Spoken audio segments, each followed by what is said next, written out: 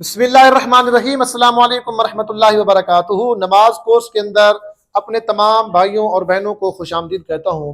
احباب ذی وقار، جیسا کہ ہمارا نماز کورس چل رہا ہے، تو جب تک ہماری نمازیں درست نہیں ہوگی، ہماری نمازوں کے اندر برکت نہیں آ سکتی۔ تو آپ دیکھ رہے ہیں وائٹ بورڈ کے اوپر آج ہمارا جو سبق ہے وہ ہے سورۃ الفاتحہ۔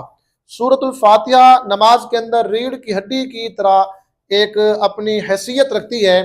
اللہ کے نبی علیہ الصلوۃ والسلام کا فرمان بھی ملتا ہے، لا صلاۃ لمن لم یقرأ الا بفاتحۃ الکتاب، اس کی کوئی نماز نہیں جس کی سورۃ الفاتحہ نہیں۔ تو سورۃ الفاتحہ کو صحیح طریقے سے آج سیکھنے کی کوشش کریں گے۔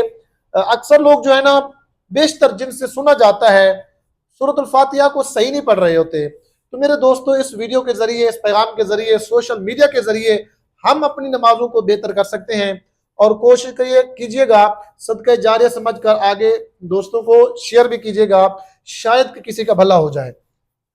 تو آئیے نماز کورس کے اندر ہمارا جو سبق ہے وہ سورۃ الفاتحہ۔ سورۃ الفاتحہ کو ہم صحیح مخرج کے ساتھ پڑھنے کی کوشش کریں گے۔ الحمدللہ رب العالمین۔ کوشش کیا کریں ہر آیت پڑھ کے ایک سانس نکالیں، اور ہر آیت کے بعد سانس لینا نبی کریم صلی اللہ تعالی علیہ وسلم کی سنت مبارکہ ہے۔ الحمد، اب ہا کو آپ نے اپنے حلق سے نکالنا ہے، یہ ہا پڑھنا ہے اور یہ والا ہا نہیں پڑھنا۔ الحمدللہ رب العالمین، سانس لینا ہے۔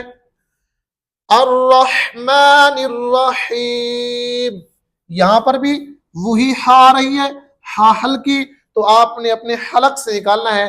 الرحمن الرحیم، مالک یوم الدین۔ مالک یوم الدین لوگ پڑھ رہے ہوتے ہیں، جبکہ اصل لفظ کیا ہے؟ مالک یوم الدین۔ ایاک نعبد و ایاک نستعین۔ ایاک، یہاں پر ہم نے یا کو تھوڑا سا کھینچنا ہے، کا کو نہیں کھینچنا۔ کچھ لوگ ایاک نعبد پڑھ رہے ہوتے ہیں، ایاک نعبد و ایاک نستعین۔ اہدنا الصراط المستقیم، صراط الذین انعمت علیہم، صراط الذین انعمت علیہم۔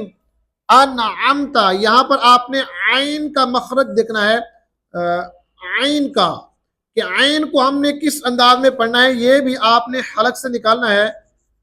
عین، انعمت علیہم غیر المغضوب علیہم ولا الضالین۔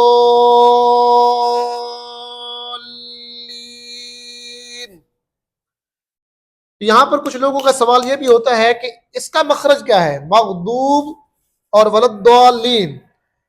کچھ لوگ اس کو زواد پڑھتے ہیں، کچھ لوگ اس کو دعاد پڑھتے ہیں، کچھ کیا تو کچھ کیا، ہر ایک کی اپنی اپنی رائے ہے۔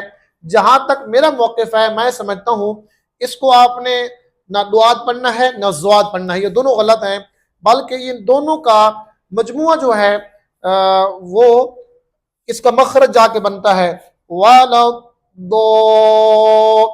دال اور دعاد، ان دونوں کو ملا کر آپ نے اس کا مخرج نکالنا ہے،